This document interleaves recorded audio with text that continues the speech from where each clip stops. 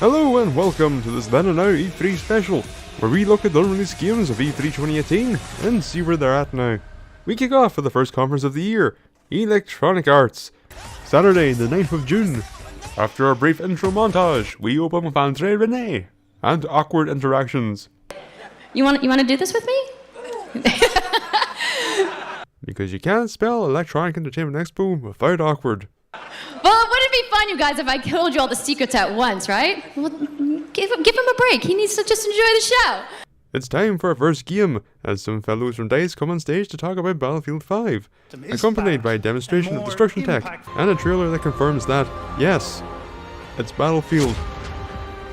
Released on the 9th of November, initially to generally positive reception, but would later decline amongst the fanbase, due to DICE seemingly being unsure what player base they were aiming for. It was also here that they announced the Battle Royale style mode that would go on to be called Firestorm. Firestorm finally launched on the 25th of March, and that's 4 months after Battlefield 5's release. I haven't played it, have no interest in playing it, but I hear people are having a good time of it, and that's nice. And we go straight into game number 2, FIFA 19, presented on stage by the UEFA Championship Trophy. It was released on the 20th of September. It was well received. It's FIFA.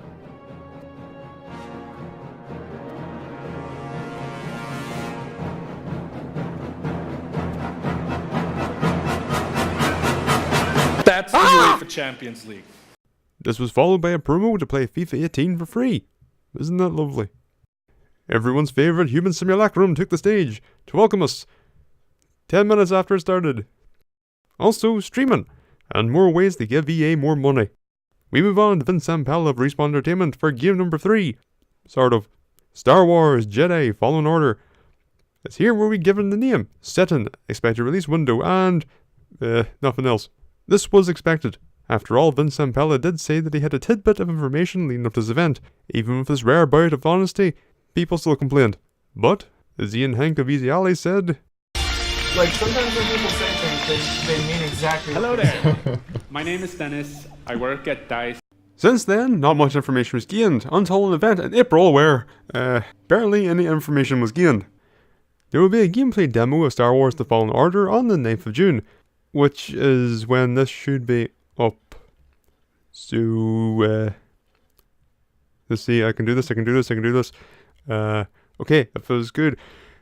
God, it looked great, didn't it? Oh, it's fantastic. Like, fucking, like, knocked it out of the park. Like, how many fucking babies were sacrificed to make that? Like, so, God, it's staggering. It's stunning. Like, it looks so good, and the story is so intriguing. It's like, oh, yeah. Greatest thing ever. So excited. Okay, and just in case it didn't go well, God, what a absolute piece of crap. Like, seriously, what the fuck is doing? Typical EA trash. Like, so fucking rote and uninspired. Like, fucking look like Irish popping all over the place. Fucking garbage. Straight up garbage. Smelling everything. You can fucking see that it smelled. But you see the fucking reports afterward. Fucking Vince Zampella went backstage. Apparently his fucking passed out. It smelled that fucking bad. Like, fucking abysmal. Right, I think I got that covered. Sticking with Star Wars for game number 5, as a sacrificial lamb came on stage and spoke of the, turbulent launch, and announced some feature updates for characters, maps, and modes. They happened.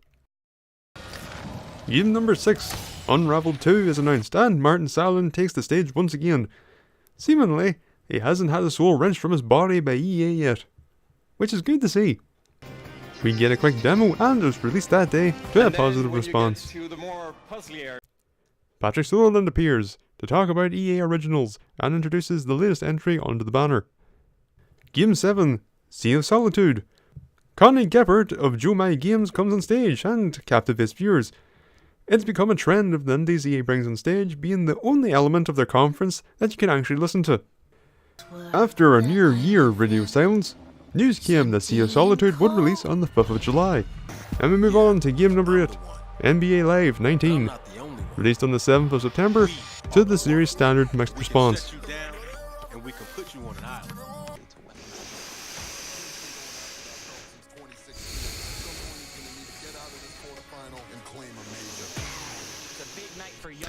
He's been stuck in the quarterfinals, and here he is now in his first championship, looking to accomplish a goal.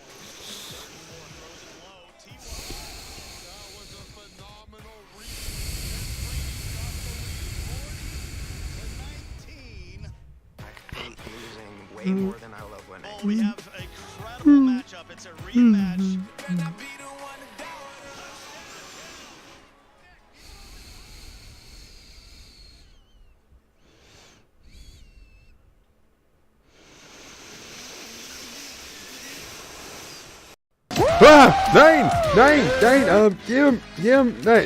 Madden 19, Madden 19. It's oh God, when did it come out? See, 10th of August. Came out the 10th of August. It was positively received. Of course it was. Back in Madden. This is back off, you cretins. This show is tedious enough as is. As you guys know, this. Then some people came on stage and started talking about a game, but didn't bother to say what it was called. So I guess it's Game 10. Our first look at a brand new mobile game in a live, winner-take-all, head-to-head match. What? It's a mobile game? A strategy mobile game? Wait, is that Tiberium? Oh, I think I know why they didn't lead with the name.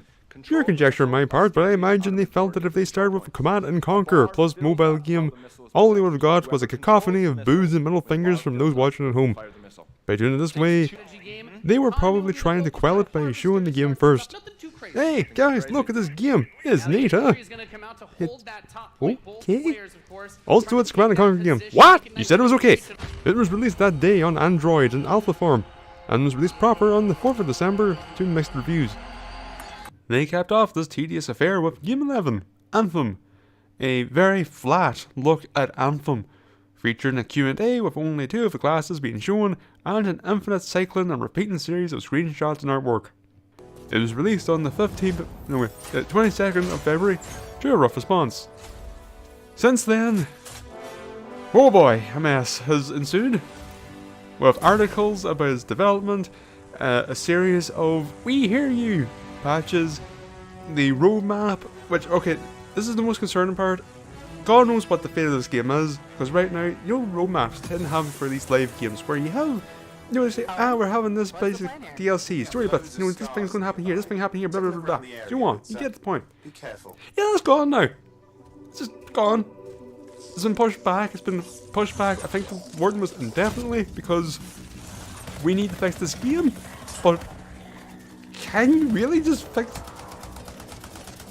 It's concerning, and really leaves the fate of the game in a rather hazy place. It's time for the numbers. These totals are comprised solely of unreleased games. No ports unless notable, although there were none present. This is just a general thing for the future. EA showed us 9 games, with 7 of the 9 making it to release. Of those 7 games, 4 were received positively, and 3 were mixed. Although one of you, I'm not naming names, is kinda teeter in there between the mixed and negative.